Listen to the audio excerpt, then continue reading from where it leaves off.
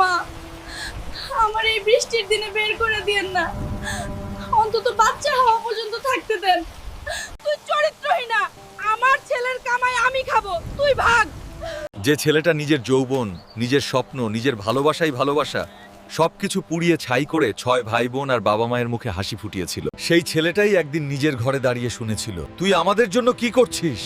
যে মেয়েটা নিজের দাদার দেওয়া জমি বন্ধক রেখে বলেছিল, তুমি যাও আবির, তোমার পরিবারকে বাঁচাও, আমি অপেক্ষা করব।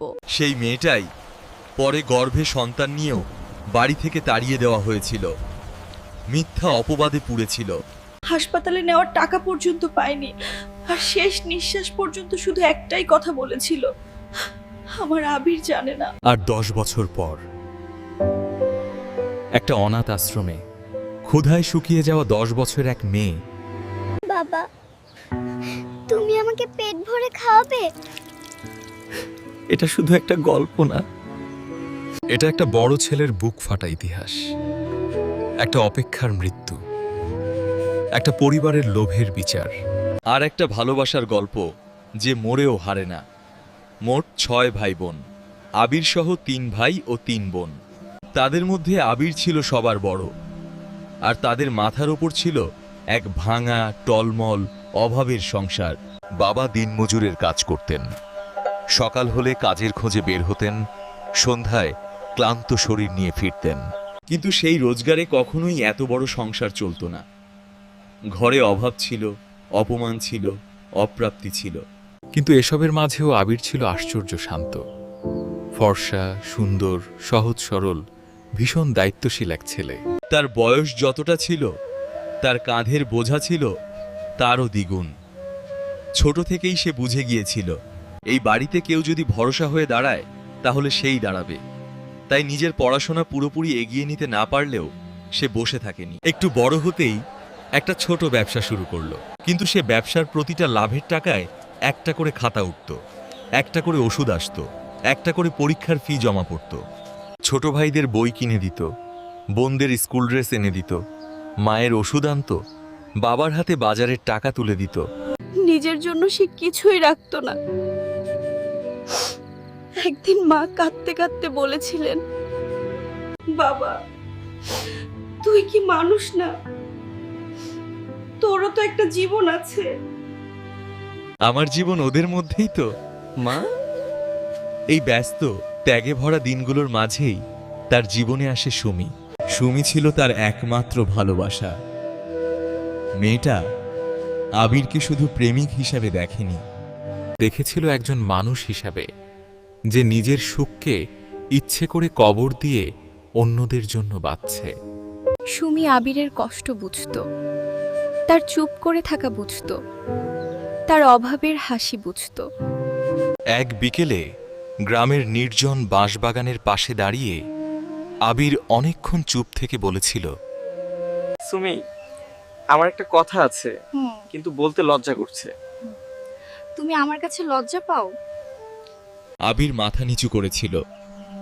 আমি বিদেশ যেতে চাই, না গেলে এই সংসার আমি আর টানতে পারবো না। ভাইদের পড়াশোনা, বোনদের বিয়ে, ঘরের ভবিষ্যৎ সবকিছু হাতের বাইরে চলে যাচ্ছে, কিন্তু আমার কাছে টাকা নেই, ব্যবসার পুঁজিও তলিয়ে গেছে। তুমি কি আমাকে বিশ্বাস করো? সবচেয়ে বেশি। তাহলে শোনো, আমার দাদু আমাকে যে ছোট্ট জমিটা দিয়ে গেছেন, আমি সেটা বন্ধক রাখবো। না, এটা কখনো না, ওটা তোমার ভবিষ্যৎ। তুমিই তো আমার ভবিষ্যৎ। আবির সেদিন কাঁদেছিল, সুমি নিজের হাত দিয়ে তার চোখের পানি মুছে দিয়েছিল। তুমি যাও আবির, তুমি ফিরে এসে আমাকে বিয়ে করবে, এই কথা দাও। আমি ফিরবো, তোমাকে স্ত্রী করে মাথা উঁচু করে ফিরবো। তারপর শুরু হলো প্রস্তুতি। আবির নিজের ব্যবসার যা ছিল সব বিক্রি করে দিল, সুমি তার জমি বন্ধক রাখল। টাকার অঙ্ক জোগাড় হলো অনেক কষ্টে, অনেক ত্যাগে, অনেক প্রার্থনায়। আবির যখন যাওয়ার দিন ঘনিয়ে এলো, ছোট ভাই বোনেরা কিছুই বুঝতে পারল না। তারা শুধু খুশি, তাদের বড় ভাই বিদেশ যাবে। একটু কষ্ট কর, তারপর আমাদের দিন ঘুরে যাবে। বিদায়ের আগের রাতে সুমি কাঁদতে কাঁদতে বলেছিল, একটা কথা মনে রাখবা, কি?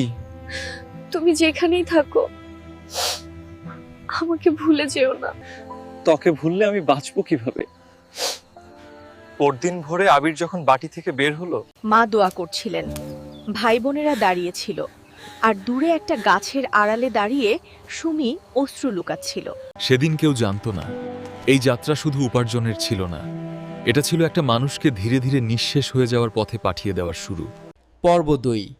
বিদেশে গিয়ে আবির যে কাজ পেল সেটা ছিল রাজমিস্ত্রির কাজ। রোদের আগুন, ধুলো, সিমেন্ট, ইট, লোহার গন্ধ আর ভাঙা শরীর, এই ছিল তার প্রতিদিনের পৃথিবী। সকাল নামতে না নামতেই কাজ, আর সন্ধ্যা পেরিয়ে রাত পর্যন্ত খাটুনি। হাতের তালু কেটে যেত, কাঁধে ব্যথা জমে শক্ত হয়ে থাকত, রোদে তার গায়ের রং পোড়া হয়ে যেত, কিন্তু একটা জিনিস বদলাতো না, তার লক্ষ্য। প্রথম বেতন হাতে পেয়ে সে নিজের জন্য কিছু কিনল না, একটা ভালো জামা না, একটা মোবাইল না, একটা ভালো খাবারও না। সে টাকা পাঠিয়ে দিল বাড়িতে। মা ফোন করে কাঁদলেন, বাবা তোর টাকায় ঘরে চাল উঠেছে। ছোট ভাই বলল, ভাইয়া কোচিংয়ে ভর্তি হব। বোন বলল, ভাইয়া আমার কলেজের ফর্ম লাগবে। আরো একটু পাঠা, ঘরটা ঠিক করতে হবে। যা দরকার পাঠাবো। সে জানতো না এ যা দরকার কথাটা একদিন তার পুরো জীবন গিলে ফেলবে। 1 মাস, 2 মাস, 1 বছর, 2 বছর সময় গড়াতে লাগলো। আবির খেটে খেটে ঘামকে টাকায় বদলে বাড়ি পাঠাতো, আর সেই টাকায় বাড়ির চেহারা বদলাতে লাগলো। আগে যেখানে চালা ফুটে পানি পড়তো সেখানে নতুন ছাদ উঠল, পরে 1 তলা, তারপর 2 তলা, তারপর ধীরে ধীরে 5 তলা বাড়ি। বাবা গ্রামের লোকজনের সামনে বুক ফুলিয়ে বলতে লাগলেন, এই আমার ছেলে বিদেশে থাকে। যে মানুষটা একসময় দিনমজুরি করতেন, তিনিও ধীরে ধীরে আরামের অভ্যাস করে ফেললেন। খাবার ভালো, পোশাক ভালো, চলাফেরা ভালো, কিন্তু যে ছেলে এই সবকিছুর জন্য রোদে পুড়ছে তার কথা খুব কমই মনে পড়ত কারো। রাতে কাজ শেষ করে আবির যখন ডরমিটরির ছোট্ট বিছানায় শুয়ে পড়ত, তখন সুমি ছিল তার একমাত্র শান্তি। খেয়েছো? হ্যাঁ। মিথ্যা বলো না, তোমার গলা শুনেই বুঝি। তুমি সব বুঝো কেন? সুমি বলতো, কারণ আমি তোমার অপেক্ষা করছি। এই অপেক্ষা যত লম্বা হচ্ছিল ততই সুমির বয়স বাড়ছিল, সমাজের কথাও বাড়ছিল, কিন্তু সুমি কাউকে পাত্তা দিত না। ও শুধু বলতো, আবির আসবে। এদিকে বাড়িতে একের পর এক প্রয়োজন বাড়ছিল। ছোট ভাইদের একজন চাকরি পেল, আরেকজন লেখাপড়া শেষ করলো, বোনদের বিয়ের বয়স হলো। আবির টাকা পাঠাতে লাগলো আরো বেশি। সে রোদের মধ্যে দাঁড়িয়ে কল্পনা করত তার বোনদের বিয়ে হচ্ছে, ভাইরা প্রতিষ্ঠিত হচ্ছে, মা ভালো আছে। এই কল্পনাই তাকে চালিয়ে রাখত। কিন্তু একসময় পরিবার এমন জায়গায় পৌঁছালো যেখানে তারা শুধু আবিরের টাকার উপর নির্ভর করছে না, তারা তার জীবনটাকেই নিজেদের সম্পত্তি ভেবে ফেলল। যে ছোট ভাইদের বিয়ের কথা উঠল, কিন্তু আবিরকে কিছু জানানো হলো না। পরিবারের সবার ভেতরে তখন এক অদ্ভুত হিসাব, বড় ভাইকে কিছু না জানিয়ে সব করে ফেলতে হবে। কারণ আবির জানলে হয়তো প্রশ্ন করবে, হয়তো নিজের ভবিষ্যতের কথাও বলবে। তাই এক ভাইয়ের বিয়ে হয়ে গেল চুপি চুপি। তারপর আরেক ভাইয়েরও বিয়ে হলো, ধুমধাম করে, শোরগোল করে, খাওয়া দাওয়া করে। কিন্তু বিদেশে থাকা বড় ভাইকে জানানো হলো না। কয়েক মাস পর এক আত্মীয়ের ফেসবুকের ছবিতে আবির নিজের ছোট ভাইয়ের গায়ে হলুদের ছবি দেখে থমকে গেল। সে সঙ্গে সঙ্গে ফোন করলো বাড়িতে। এটা কি? ওহ, ওইটা তেমন কিছু না ভাইয়া, হুট করে হয়ে গেছে। আবিরের গলা শুকিয়ে গেল। তোমার বিয়ে হয়ে গেল আর আমাকে জানালে না? তুই তো দূরে ছিলি, সব সময় কি তোকে ধরে বসে থাকা যায়? আমি দূরে ছিলাম, কিন্তু পর ছিলাম না বাবা। তার মনে হয়েছিল সে আসলে এই পরিবারের ভেতর থেকেও বাইরে দাঁড়িয়ে আছে। তবু সে থামল না, কারণ সে ভাবল, হয়তো একদিন সব বুঝবে সবাই, হয়তো একদিন তারও একটা ঘর হবে। হয়তো একদিন সে ফিরে এসে সুমিকে বিয়ে করবে, আর সেই একদিনের জন্যই সে দাঁত চেপে বেঁচে থাকলো। সময় গড়াতে গড়াতে সুমির বয়স ৩০ ছুঁয়ে গেল। অপেক্ষা করতে করতে তার চোখের নিচে কালি নেমেছে। আত্মীয়দের কথা তীরের মতো বিঁধেছে, তবু তার বিশ্বাস ভাঙেনি। এক রাতে সে আবিরকে ফোন করে খুব শান্ত গলায় বলল, আর কতদিন? আমি আর সমাজকে ভয় পাই না, আমি শুধু ভয় পাই একদিন আমার বয়স চলে যাবে, তোমারও চলে যাবে। আমরা দুজন শুধু অপেক্ষা করতেই থাকবো। আমি আসব, এবার আমি আসব, আমি তোমাকে বিয়ে করব। সেই ফোনের পর সে বাড়িতে জানালো সে দেশে আসতে চায়। সে বিয়ে করবে, আর মেয়েটি সেই সুমি যার কাছ থেকে টাকা নিয়ে সে বিদেশ গিয়েছিল। এই খবর শুনে যেন পরিবারের মাথায় আগুন পড়ে গেল। মা বললেন, এখন বিয়ে করলে তো সংসার আলাদা হয়ে যাবে। ভাইয়া যদি বউ নিয়ে আলাদা হয়, তাকে এখনই ভাবতে হবে, এখনই ভাবতে হবে। কিন্তু মুখে কেউ কিছু বলল না, বরং সবাই মিষ্টি গলায় কথা বলল। আয় বাবা, বিয়ে কর, আমরাও তো চাই তোর ঘর হোক। আবির 1 মাসের ছুটি নিয়ে দেশে ফিরল। অনেক বছর পর বাড়ির সামনে দাঁড়িয়ে 5 তলা বাড়ি দেখে তার বুক ভরে উঠল। এই বাড়িটার প্রতিটা ইটে আমার ঘাম আছে, সে মনে মনে বলল। বাড়িতে ঢুকতেই তাকে হাসি মুখে বরণ করা হলো। মা কাঁদলেন, বোনেরা জড়িয়ে ধরল, ভাইয়েরা ভান করল উচ্ছ্বাসের। আবির প্রথম দিনই বোঝেনি সুমির সঙ্গে তার দেখা হলো অনেক দিন পর। সুমি তাকে দেখে কেঁদে ফেলল। তুমি এসেছো? তোকে নিতে এসেছি। বিয়ের আয়োজন হলো খুব বেশি জাঁকজমক ছাড়া, কিন্তু গভীর আবেগ নিয়ে। কাজী সাহেব কবুল বলতেই সুমির চোখ বেয়ে অশ্রু গড়িয়ে পড়ল। আবির তার দিকে তাকিয়ে ভাবল, এই মেয়েটা না থাকলে সে আজ এখানে পৌঁছতাই না। বিয়ের রাতে সে সুমিকে বলেছিল, আমি তোকে অনেক দেরি করিয়েছি। এখন আর দেরির হিসাব রাখবো না। ওই 1 মাসে পরিবার সুমির সঙ্গে এমন মিষ্টি ব্যবহার করলো যেন তারা সত্যই তাকে ভালোবেসে ফেলেছে। এই বাড়ি এখন তোরও ভাবি, তুমি এই বাড়ির মান।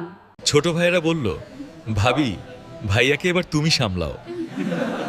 সুমি একটু একটু করে বিশ্বাস করতে শুরু করেছিল। আবিরও নিশ্চিন্ত হচ্ছিল।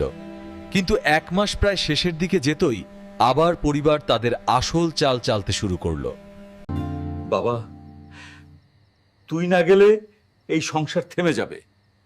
মা চোখ মুছলেন, তোর ছোট ভাইরা এখনো পুরোপুরি দাঁড়ায়নি। ভাইয়া আর একটু থাকো ওদিকে, তারপর তো সব গুছিয়েই ফিরবা। এই বাড়ির খরচও কম না। সুমি পাশ থেকে দেখছিল, তার বুক কেঁপে উঠছিল। রাতে ঘরে এসে সে জিজ্ঞেস করলো, তুমি কি আবার যাবে? না গেলে ওরা সমস্যায় পড়বে। আমরা তো সবে শুরু করলাম। আবির তার হাত ধরে বলল, আমি কথা দিচ্ছি এবার বেশি না, একটু সামলে নিয়ে তোকে নিয়ে যাব, না হলে একবারে ফিরে আসব। সুমি জানতো এই মানুষটা মিথ্যা বলছে না, কিন্তু সে এটাও বুঝে গিয়েছিল আবিরের সবচেয়ে বড় দুর্বলতা তার পরিবার। এইবার তাড়াতাড়ি ফিরো। এইবার আমি তোকে আর কাঁদতে দেব না। কিন্তু সেই কথার কয়েকদিন পরই আবির বিদেশে পা রাখার সঙ্গে সঙ্গে 5 তলা বাড়ির ভেতরের দরজাগুলো একে একে সুমির জন্য বন্ধ হতে শুরু করলো। আবির চলে যাওয়ার পর প্রথম কতদিন সব স্বাভাবিকই ছিল। সুমি ভাবছিল হয়তো কিছুটা অভিমান, কিছুটা শূন্যতা। কিন্তু খুব দ্রুত সে বুঝতে পারল এটা অভিমান না, এটা ছিল সাজানো অভিনয়ের পর আসল মুখ। সকালে ফজরের আগেই তাকে উঠতে হতো। নিচতলার রান্না, ওপরতলার চা, কারো কাপড় ধোয়া, কারো বাচ্চা সামলানো, সিঁড়ি মোছা, ছাদ পরিষ্কার, বাজারের জিনিস গুছিয়ে রাখা। 5 তলা বাড়ির যত কাজ সব যেন একে একে তার কাঁধে এসে পড়ল। বড় ছেলের বউ হইছিস, কাজ শিখতে হবে। শুধু প্রেম করলে সংসার চলে না।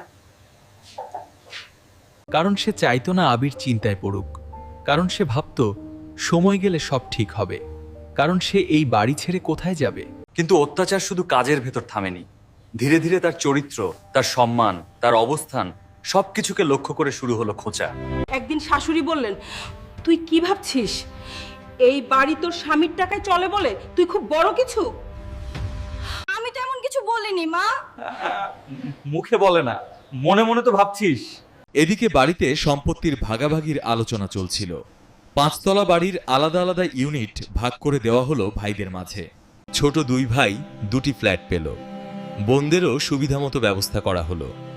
কিন্তু বড় ছেলে আবির, তার নামে কিছুই না, একটা ঘরও না, একটা অংশও না। যেন এই বাড়ি বানানোর পেছনে তার জীবনের 12টা বছর নয়, বরং কারো দান ছিল। সুমি একদিন খুব সাবধানে বলেছিল, আবির তো এই বাড়ির জন্য অনেক করেছে।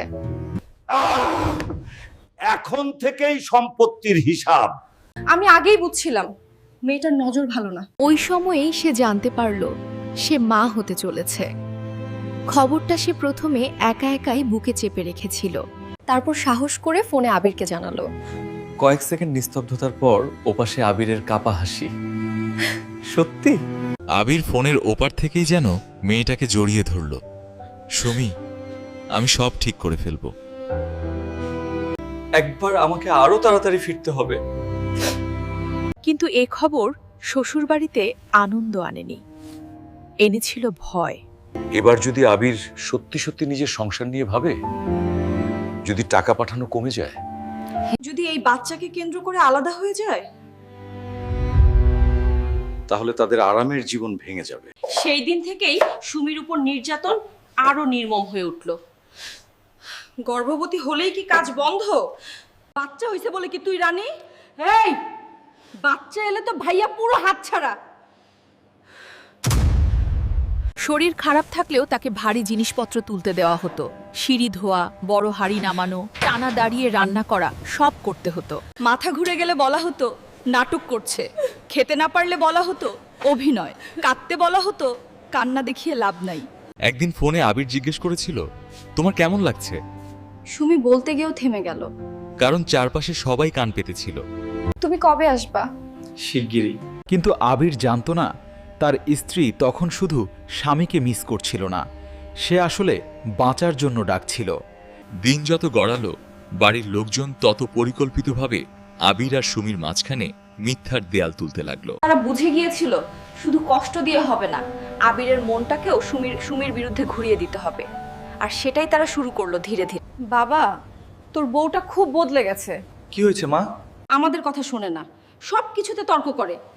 ভাইয়া, ভাবি বলে এই বাড়ি নাকি শুধু তোমার টাকায় চলছে। ভাবির খুব অহংকার হয়ে গেছে। সুমি, তুমি বলো এসব কি? সুমি ফোন ধরেছিল কাপা হাতে। না আবির, আমি। তার আগেই ফোন কেটে দেওয়া হলো।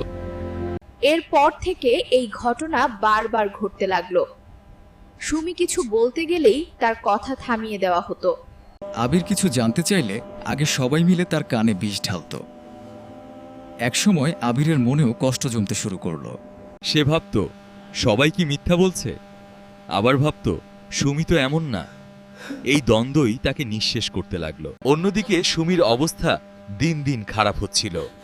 পেটে সন্তান, শরীরে দুর্বলতা, মনে ভয়। তবু সে কাজ করে যাচ্ছিল, কারণ সে জানতো এই বাড়িতে দুর্বলতা দেখানো মানে নতুন অপমান ডেকে আনা। একদিন দুপুরে রান্নাঘরে কাজ করতে করতে হঠাৎ মাথা ঘুরে সে পড়ে গেল। হাঁড়ি উল্টে শব্দ হতেই সবাই ছুটে এলো। ইচ্ছে করে করেছে, সংসারের ক্ষতি করছে, সংসারের ক্ষতি করছে। এখন থেকেই চালাপি শুরু। মা, আমার শরীরটা খুব খারাপ। আমরাও বাচ্চা জন্ম দিয়েছি, এত নাটক করিনি। এরপর একদিন তার সামনে একটা কাগজ আনে রাখা হলো। শ্বশুর কড়া গলায় বললেন, এই কাগজে সই কর। সুমি কাগজটা হাতে নিয়ে দেখল ডিভোর্সের কাগজ। তার চোখ ঝাপসা হয়ে গেল। এটা কি? আবির তোকে আর রাখতে চায় না। মিথ্যা। বেশি কথা না বলে সই কর। সুমি সই করলো না। সে কাগজটা বুকে চেপে ধরে বলল, আমি মরবো, তবু মিথ্যার উপর সই করব না। এই কথা শুনে সবাই আরো ক্ষেপে গেল। এরপর শুরু হলো সবচেয়ে জঘন্য চাল। গ্রামে রটানো হলো সুমি চরিত্রহীনা, পাশের বাড়ির কারো সঙ্গে নাকি তার সম্পর্ক। পেটের সন্তান নাকি আবিরের না। যে মেয়েটা মাথা নিচু করে শুধু বাঁচতে চাইছিল, তার সম্মানটুকুও ছিঁড়ে ফেলা হলো। একদিন বিকেলে সবার সামনে তাকে দাঁড় করিয়ে শ্বশুর বললেন, এই বাড়িতে তোর আর জায়গা নেই। আমি কোথায় যাব? যেখানে খুশি যা। আমি অন্তত সন্তান জন্ম দেওয়া পর্যন্ত থাকতে চাই। শাশুড়ি ঠান্ডা গলায় বললেন, এই বাচ্চার দায় আমরা নেব না। সুমি 2 হাতে পেট চেপে দরজার সামনে বসে পড়েছিল। আমাকে বের করবেন না, আমি একা। কিন্তু দরজা বন্ধ হয়ে গেল তার মুখের উপর। সেদিন বৃষ্টি পড়ছিল। এক হাতে পেট, অন্য হাতে ছোট্ট একটা ব্যাগ। এই নিয়ে সুমি দাঁড়িয়েছিল নিজের শ্বশুরবাড়ির ফটকের বাইরে। ভেতরে ছিল তার স্বামীর বাড়ি, কিন্তু তার জন্য সেখানে 1 ফোঁটা জায়গাও ছিল না। যাওয়ার মতো আপন কেউ ছিল না। সৎ ভাই ছিল, কিন্তু তাদের সংসারে সুমির জায়গা ছিল না। বিশেষ করে সৎ ভাইয়ের স্ত্রী তাকে সহ্য করত না। শেষমেশ পাশের এক বাড়িতে সে হাত পা জোর করে কাজের মেয়ে হিসেবে থাকতে পারল। নিজের শ্বশুরবাড়ির পাশেই, নিজের অপমানের ছায়ার মধ্যেই। রাতে শুয়ে পেটের উপর হাত রেখে সুমি ফিসফিস করে বলল, বাবা, তোর বাবা জানে না, আমার আবির জানে না। তুমি শুনুন, আর সেই রাতেই বিদেশে আবিরকে বলা হলো, তোর বউ পরকিয়া করেছে, ওর পেটে যে বাচ্চা ওটা তোর না। পাশের বাড়িতে কাজের মেয়ে হয়ে থাকা সুমির জীবনটা তখন আর জীবন ছিল না, ছিল টিকে থাকার শাস্তি। সকাল থেকে কাজ, দুপুরে অপমান, রাতে ব্যথা। গর্ভের সন্তান নিয়ে অন্যের বাসন মাজতে মাজতে তার হাত ফুলে যেত, পা কাঁপত, কোমর ভেঙে আসতো। তবু সে কাজ বন্ধ করতে পারত না। কারণ কাজ বন্ধ মানেই খাবার বন্ধ, খাবার বন্ধ মানেই পেটের সন্তানের উপর আঘাত। যে বাড়িতে সে কাজ করত, সেই বাড়ির মালকিন প্রথমে কিছুটা সমবেদনা দেখালেও খুব বেশি সাহায্য করতে পারতেন না। তাদের অবস্থাও মধ্যবিত্তের নিচে। মা, তুমি পারবা তো? পারতেই হবে খালা। হাসপাতালের জন্য কিছু টাকা রেখেছো? না। ওই না শব্দটার ভেতর কত অসহায়তা জমেছিল কেউ জানত না। দিন যত এগোচ্ছিল, সন্তান জন্মের সময় তত কাছে আসছে। কিন্তু সুমির হাতে টাকা ছিল না। হাসপাতালে ভর্তি হওয়া তো দূরের কথা, রিক্সা ভাড়া দেওয়ারও টাকা ছিল না তার কাছে। সে একদিন শ্বশুর বাড়ির ফটকের কাছে গিয়ে শাশুড়িকে কাঁদতে কাঁদতে বলেছিল, মা, আমার দিন ঘনিয়ে এসেছে, একটু সাহায্য করেন, আমাদের কাছে আসিস না, লোকজন দেখলে আবার কি বলবে, আমি হাসপাতালে যাওয়ার ভাড়া পর্যন্ত দিতে পারবো না, যার বাচ্চা তার কাছে যা। সেই রাতে সুমি এত কাঁদেছিল যে তার গলা বসে গিয়েছিল। সে আকাশের দিকে তাকিয়ে বলেছিল, হে আল্লাহ, আমার সন্তানটা বাঁচিয়ে রেখো, আমার জন্য না, ওর বাবার জন্য। তার মনে হচ্ছিল কিছু একটা ঠিক নেই। সে কয়েকবার সুমির সঙ্গে সরাসরি কথা বলতে চাইল, কিন্তু কখনো ফোন বন্ধ, কখনো কেউ ধরছে না, কখনো বলা হচ্ছেই ও এখানে থাকে না, কখনো বলা হচ্ছেই ও খুব খারাপ পথে গেছে। রাগ, অপমান, কষ্ট, বিভ্রান্তি সব মিলিয়ে আবির নিজের ভেতরেই পাথর হয়ে যেতে লাগলো। তবু তার বুকের ভেতর খুব গভীরে একটা বিশ্বাস মরছিল না। অবশেষে সেই রাত এলো। মালকিন ছুটে এসে বললেন, ও মা, এখনই হাসপাতালে নিতে হবে। খালা, টাকা নাই, আমি দেখি। কিন্তু ওই বাড়ির হাতেও তেমন কিছু ছিল না। মালকিন প্রতিবেশীদের দরজায় দরজায় কড়া নাড়লেন। কেউ বলল, এখন রাতে ঝামেলা নেব না। কেউ বলল, ওই মেয়ের বিষয়ে আমরা জড়াবো না। কেউ মুখের ওপর দরজা বন্ধ করে দিল। শ্বশুর বাড়ির দরজাতেও কড়া নাড়া হলো, কেউ বের হলো না। সুমি তখন ব্যথায় কাঁপতে কাঁপতে শুধু বলছিল, আমার বাচ্চাটারে বাঁচান। মালকিন কেঁদে ফেললেন। মা, কি করি? শেষ পর্যন্ত এক বৃদ্ধ রিক্সাওয়ালা, যে প্রায়ই ওই এলাকায় আসতো, সব শুনে বলল, টাকা না থাকলে নাই, ওঠান, আল্লাহ ভরসা। এটা রাখেন। রিক্সাওয়ালা মাথা নাড়ল, মানুষ বাঁচাই আগে। কিন্তু হাসপাতালে পৌঁছাতে পৌঁছাতে অনেক দেরি হয়ে গিয়েছিল। রক্তক্ষরণ শুরু হয়ে গেছে। ডাক্তাররা দৌড়ঝাঁপ করলেন, নার্সরা চিৎকার করলেন, কিন্তু সুমি তখন আধচেতন। স্বামী কোথায়? বিদেশে। কেউ আছে? কেউ নাই। সুমি খুব কষ্টে চোখ খুলে বলল, আমার আবির জানে না, ও জানলে আসতো। আবার ব্যথায় তার শরীর কেঁপে উঠল। আমার বাচ্চাটারে বাঁচান। অনেক কষ্টের পর একটি কন্যা শিশুর জন্ম হলো। ছোট্ট, কাঁপতে থাকা, ভিজে গাল, বন্ধ চোখ। কিন্তু মুখটা যেন সুমিরই কপি। মালকিন শিশুটাকে এক ঝলক দেখে সুমি ঠোঁটে একটু হাসি এনে ফিসফিস করলো। আমার মেয়ে। তারপর ধীরে বলল, ওরে বলবেন তার বাবা খারাপ না, ও জানে না। সেই ছিল তার শেষ কথা। পর্ব 7। সুমি মারা যাওয়ার পর পৃথিবী এক মুহূর্তের জন্য থেমে থাকেনি। হাসপাতালের করিডোরে কিছুক্ষণের কান্না ছিল, কিছুটা দৌড়াদৌড়ি ছিল, তারপর নিস্তব্ধতা। যে মেয়ে একসময় এক ছেলেকে নিজের জমি বন্ধক রেখে বাঁচিয়েছিল, সেই মেয়ের জানাজায় ভিড় হয়নি, কারণ গরিব মানুষের মৃত্যু আর অপবাদ দেওয়া মেয়ের মৃত্যু দুটোই খুব দ্রুত নীরব হয়ে যায়। শিশুটাকে কিছুদিন সামলে রাখার চেষ্টা করা হলো, কিন্তু পাশের বাড়ির সেই মালকিনের নিজেই সংসার চলতো কষ্টে। শেষ পর্যন্ত অনেক কান্নাকাটি করে, বুক ফেটে যাওয়ার মতো কষ্ট নিয়ে শিশুটাকে কাছের এক আশ্রমে দিয়ে আসতে হলো। আমি পারতেছি না মা, কিন্তু তোরে ফেলে দিতেও পারতেছি না। অন্যদিকে বিদেশে আবিরকে জানানো হলো একবারেই উল্টো কথা। ও মেয়ে তো বহু আগেই অন্যের সঙ্গে চলে গেছে। শুনছি একটা বাচ্চা জন্মাইছে, ওটা তোর না। এই মিথ্যাগুলো এতবার, এত দৃঢ়ভাবে, এতজন মিলে বলা হলো যে আবিরের বুকের ভেতর আগুন আর ছাই একসঙ্গে জমতে লাগলো। সে কাউকে বিশ্বাস করতে পারছিল না, না পরিবারকে, না পুরোপুরি সুমিকে, না নিজেকেও। কিন্তু সেই না পারা, না বলা, না ফেরা, সব মিলিয়ে সে নিজেকে কাজে ডুবিয়ে দিল। কাজ, টাকা, বাড়ি পাঠানো, এই নিয়েই বছর পার হলো। এই সময়েই তার ছোট ভাই বোনদের জীবন আরও গুছিয়ে গেল। 3 বোনের বিয়ে হয়ে গেল ধুমধাম করে। ছোট ভাইরা চাকরি পেল, ফ্ল্যাটে উঠল, আলাদা সংসার করল। সবকিছু হলো আবিরের পাঠানো টাকায় গড়া বাড়ি আর আরামদায়ক অবস্থানকে কেন্দ্র করে। কিন্তু বড় ভাই, সে বিদেশেই পড়ে রইল। পরিবারের কাছে সে এখনো দরকারি, কিন্তু প্রয়োজন শেষ হয়ে গেলে তাকে যে ফেলে দেওয়া হবে তা সে বুঝতে পারেনি। একদিন এক আত্মীয় কথার ফাঁকে বলেছিল, আবির, তুই তো ছোট ভাইদের বিয়েতেও ছিলি না। আবির ম্লান হেসে বলেছিল, থাকার সুযোগই তো পাইনি, আমাকে খবরই দেওয়া হয়নি। আত্মীয় অবাক হয়ে বলল, তোকে জানায় নাই? আবির সেদিন শুধু হেসেছিল, কিন্তু ফোন রেখে রাতভর কেঁদেছিল।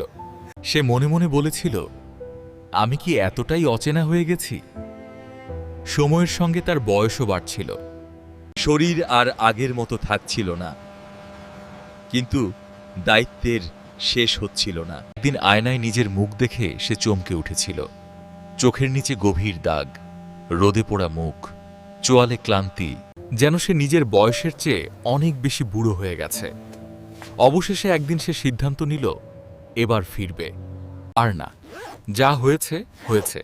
সে দেশে ফিরবে, নিজের চোখে সব দেখবে, নিজের জীবনের বাকি অংশ নিয়ে সিদ্ধান্ত নেবে। যখন সে দেশে ফিরল, তখন তার মনে এখনো এক ফোঁটা আশা ছিল, হয়তো তার পরিবার অন্তত তাকে সম্মান দেবে, হয়তো এত বছরের ত্যাগের কিছু মূল্য থাকবে, হয়তো তার জন্য একটা ঘর থাকবে, হয়তো কেউ বলবে, এ সাজা ভাইয়া, তুমি না থাকলে আমরা কেউ দাঁড়াতে পারতাম না। কিন্তু বাড়ির দরজা পেরোনোর কয়েক ঘন্টার মধ্যেই আবির বুঝে গেল, সে শুধু ঠকেনি, সে পুরোপুরি ব্যবহৃত হয়েছে। আমার থাকার ঘর কোনটা? ঘর এই ফ্লোরটা আমার, ওইটা ওর, ওপরেরটা ভাড়া। আর আমার, তুই তো বিদেশে থাকিস, তোর আবার আলাদা কি লাগবে?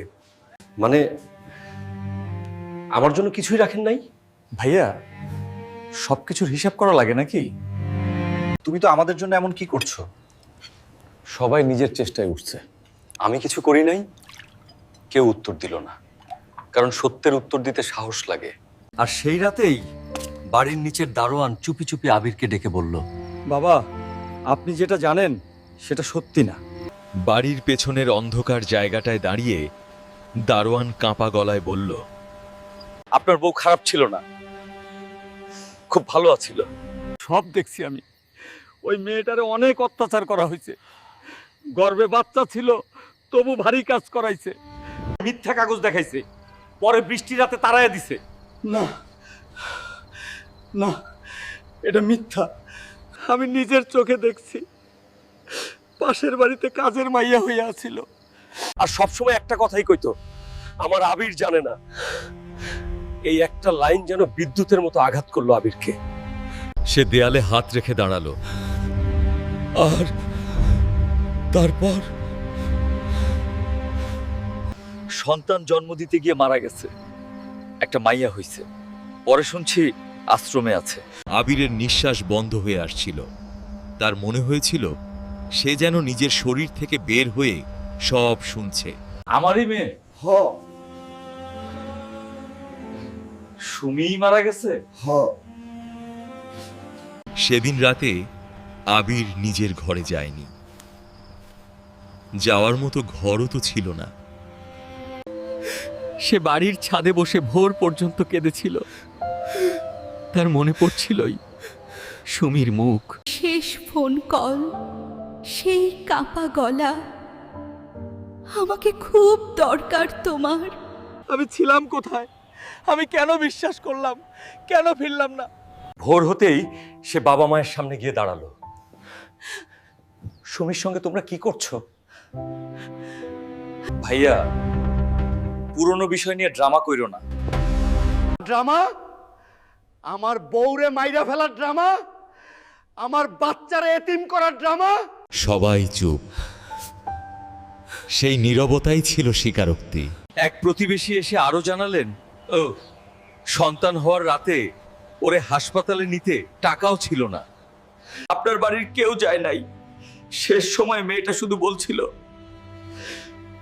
আমার আবির জানে না। আবির মাটিতে বসে পড়ল। তার চোখের সামনে সব অন্ধকার। কত বড় পাপ সে করে ফেলেছে। অবিশ্বাসের, দেরির, অন্ধ ভরসার। সে সেদিন বুঝল মানুষ সবসময় খুনি হয় হাতে ছুরি নিয়ে না। অনেক সময় সে খুনি হয় যখন সত্যের পাশে দাঁড়ানোর সাহস হারায়। এরপর শুরু হলো খোঁজ। অনেক খোঁজাখুঁজির পর এক ব্যক্তি বলল, কাছের জেলার একটা অনাথ আশ্রমে হয়তো মেয়েটা আছে। রাস্তা জুড়ে তার মাথায় শুধু একটাই প্রশ্ন, আমার মেয়ে কি আমাকে চিনবে? ও কি বেঁচে আছে? ও কি খেতে পায়? ও কি মায়ের কথা জানে? আশ্রমে ঢুকে সে থমকে গেল। খোলা উঠোনে কয়েকটা শিশু খেলছে, কেউ হাসছে, কেউ চুপচাপ। আর এক কোণায় বসেছিল একটা ছোট মেয়ে, শুকনো, শান্ত, বড় বড় চোখ। মেয়েটা তাকিয়ে রইল। তোমার নাম কি? মায়া। তারপর আশ্রমের আপা বললেন, হ্যাঁ মা, এই লোকটাই তোমার বাবা। মেয়েটা ধীরে ধীরে এগিয়ে এসে আবিরের দিকে তাকালো। তো তুমি সত্যি আমার বাবা? হ্যাঁ মা, আমি দেরি করে ফেলছি। বাবা, এখানে আমি পেট ভরে খেতে পাই না, তুমি আমাকে পেট ভরে খাওয়াবে? এই একটা কথায় আবিরের বুক ফেটে গেল। মায়াকে বুকের সঙ্গে জড়িয়ে ধরে আবির যে কান্না করেছিল, সেই কান্না শুধু একজন বাবার ছিল না, সেটা ছিল একজন ভাঙা স্বামীর, প্রতারিত বড় ছেলের, আর দেরিতে জেগে ওঠা মানুষের কান্না। আজ আমার মেয়ে এতিম। আমি কার জন্য এই জীবন শেষ করলাম? আশ্রমের আপারা কেউ চোখের পানি লুকাতে পারেননি। তারা ধীরে ধীরে সব জানালেন। ওর মা শেষ সময়েও আপনার নাম বলছিল, একটা ছোট ব্যাগ রেখে গেছিল। আমরা কিছু জিনিস সামনে রাখছি। ব্যাগের ভেতরে ছিল একটা পুরনো ওড়না, হাসপাতালের কাগজ আর একটা ভাঁজ করা কাগজ। আবির কাঁপা হাতে কাগজটা খুলল। সেখানে সুমির কাঁপা অক্ষরে লেখা, যদি কোনোদিন আমার আবির আসে তাকে বলবেন আমি শেষ পর্যন্ত ওকে দোষ দিইনি। আমি জানি ও জানতো না। আমার মেয়েটাকে বলবেন তার বাবা খারাপ না, শুধু ভুল মানুষকে বেশি বিশ্বাস করেছে। চিঠির ওই লাইন পড়ে আবির ভেঙে খান খান হয়ে গেল। সুমি, তুই মরার সময়ও আমারে বাঁচায় রাখলি। সে নিজের মুখ ঢেকে অনেকক্ষণ কেঁদে রইল। মায়া তার পাশে বসেছিল। বাবা, তুমি কাঁদো কেন? আবির তাকে কোলে তুলে নিয়ে বলল, কারণ আমি তোদের খুব দেরি করে পাইছি। তুমি এখন পাইছো না? একটা 10 বছরের বাচ্চা এত কষ্ট পেয়েও এত সহজ করে ক্ষমা করে দিতে পারে, আর বড় মানুষগুলো পারে না। সেদিনই আবির সিদ্ধান্ত নিল সে এই আশ্রম থেকে মেয়েকে নিয়ে যাবে। কিন্তু শুধু মেয়েকে নিয়ে যাওয়াই তার কাজ না, তার আরেকটা ঋণ ছিল, সবচেয়ে বড় ঋণ, সুমির ঋণ। সে খোঁজ নিল সুমির দাদার দেওয়া যে জমিটা বন্ধক রেখে সে বিদেশ গিয়েছিল সেটার কি অবস্থা। অনেক ঘুরে পুরনো দলিল খুঁজে লোকজনের কাছে জেনে সে বুঝল জমিটা এখনো ছাড়ানো সম্ভব। সেদিন সে নিজের শেষ সঞ্চয়, জমে থাকা কষ্টের টাকা আর কিছু ধার করে সেই জমিটা ছাড়িয়ে নিল। কাগজ হাতে নিয়ে সে অনেকক্ষণ চুপ করে বসেছিল। মনে হচ্ছিল বহু বছর পর সে সুমির সামনে দাঁড়িয়ে বলছে, আমি ফিরছি সুমি, এবার সত্যি ফিরছি। তারপর সে আবার বাড়িতে গেল, এবার শেষবারের মতো। বাবা, মা, ভাইয়েরা সবাই ছিল। আবির সবার সামনে সুমির চিঠিটা রাখল। এই হলো সেই মেয়ের লেখা যারে তোমরা চরিত্রহীনা বলছিলা। কেউ চোখ তুলতে পারল না। এক ভাই বলল, ভুল হয়েছে। আবির তীব্র কষ্টে হেসে উঠল। ভুলে মানুষ মারা যায়? ভুলে একটা মাইয়া এতিম হয়? আমরা সংসারের ভালোর জন্য করছি। যে সংসারের ভালোর জন্য তোমরা আমার বউরে মাইরা ফেললো, সেই সংসার আমার না। আজ থেকে তোমরা আমার কেউ না। বাবা, আমি যখন রোদে পুড়ছিলাম তখন তোমরা আরামে ছিলা। আমি যখন নিজের জীবন দিছি তখন তোমরা ফ্ল্যাট ভাগ করে খাইছো। আজ আমার এক চিলতে ঘরও দাও নাই। ঠিক আছে, তোমাদের ওই 5 তলা বাড়ি তোমরাই রাখো, আমি আমার ঘর নিজের হাতে তুলব। তার পাশে ছোট্ট মায়া, হাতে সুমির জমির কাগজ, আর বুকের ভেতর একটা জ্বলন্ত প্রতিজ্ঞা। সুমির বন্ধকি জমিটা খুব বড় ছিল না, কিন্তু আবিরের কাছে সেটা ছিল পৃথিবীর সবচেয়ে দামি জায়গা। কারণ এখানেই লুকিয়ে ছিল সুমির ভালোবাসা, তার ত্যাগ, তার অদেখা কষ্ট, তার নীরব প্রতীক্ষা। আবির যখন প্রথম মেয়েকে নিয়ে সেই জমির উপর দাঁড়ালো, বাতাস যেন অদ্ভুত শান্ত ছিল। বাবা, আমরা এখানে থাকবো? এটা তোমার মায়ের জায়গা, এখানেই আমাদের ঘর হবে। নিজের হাতে খুব সামান্য টাকা দিয়ে খুব ছোট্ট একটা টিন শেড ঘর তুলল সে। 2 কক্ষ না, একটা ঘর, একটা রান্নার কোণা, সামনে ছোট বারান্দা। বারান্দার একপাশে একটা তুলসী গাছ, আর ভেতরের দেয়ালে সুমির ছোট্ট বাঁধানো ছবি। ঘর তোলার সময় অনেকেই বলেছিল 5 তলা বাড়ি বানাইছে যে মানুষ, সে এখন টিনের ঘরে। ওই 5 তলায় আমার জায়গা ছিল না, এই ছোট্ট ঘরে আমার শান্তি আছে। মায়া যখন প্রথম দিন নতুন ঘরে ঢুকল, সে দেয়ালে ঝোলানো সুমির ছবির সামনে দাঁড়িয়ে বলল, এটাই আমার মা? হ্যাঁ, তোর মা খুব ভালো ছিল। মা, মা সুন্দর। তুইও তোর মায়ের মতো। ধীরে ধীরে বাবা মেয়ের ছোট সংসার শুরু হলো। সকালে আবির কাজ করতে যেত, সন্ধ্যায় ফিরত বাজারের ব্যাগ হাতে। বাবা, আজ কি আনছো? আজ ডিম, কাল মাছ। মায়া হেসে উঠত। তার ওই হাসি শুনলে আবিরের মনে হতো সুমি কোথাও খুব নীরবে তাকিয়ে আছে। এত খাবার? আবির থমকে গেল। সে মনে করল সেই দিন আশ্রমের মেয়ের প্রশ্ন, তুমি আমাকে পেট ভরে খাওয়াবে? তার চোখ ভিজে উঠল। সে প্লেট সামনে বাড়িয়ে বলল, খা মা, আজ থেকে তোকে আর না খাইয়া ঘুমাইতে হবে না। বাবা, তুমি কাঁদতেছ কেন? খুশির কান্না। মা আমারে ভালোবাসতো? তোকে পৃথিবীর সবকিছুর চেয়ে বেশি ভালোবাসতো। তাহলে মা কই? এই প্রশ্নে প্রতি রাতে আবিরের বুক ভেঙে যেত।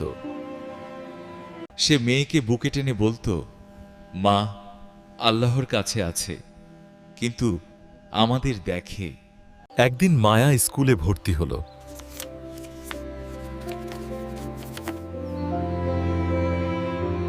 ইউনিফর্ম পরে আয়নার সামনে দাঁড়াতই আবিরের মনে হলো যেন সময় তাকে এক ফোঁটা দয়া দেখাল। দেখছো, তোমার মেয়ে স্কুলে যাচ্ছে।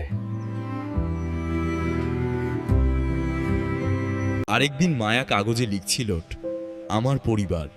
সে লিখল, আমার বাবা আছে, আমার মা আকাশে আছে। এই লাইন দেখে আবির অনেকক্ষণ চুপ করেছিল। বছর ঘুরতে লাগলো। ছোট্ট ঘরটায় দারিদ্র্য ছিল, কিন্তু অপমান ছিল না। কষ্ট ছিল, কিন্তু মিথ্যা ছিল না। কম ছিল, কিন্তু শান্তি ছিল। রাতে আবির বারান্দায় বসে আকাশ দেখত আর মনে মনে সুমির সঙ্গে কথা বলতো, আমি দেরি করছি, কিন্তু এবার ঠিক করছি। দেখো, আমি আমাদের মেয়েরে আগলাইতেছি। তোমার জমি আমি ফিরাইয়া আনছি। তোমার জন্য আমার এই ছোট্ট ঘর, এটাই আমার রাজপ্রাসাদ।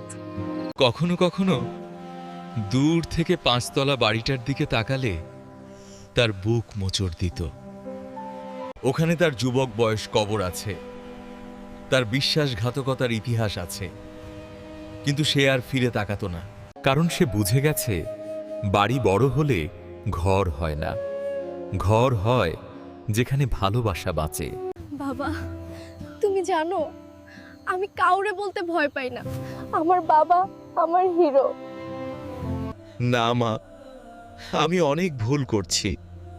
তুমি দেরি করে আসছো, কিন্তু আসছো তো, এটাই বড়।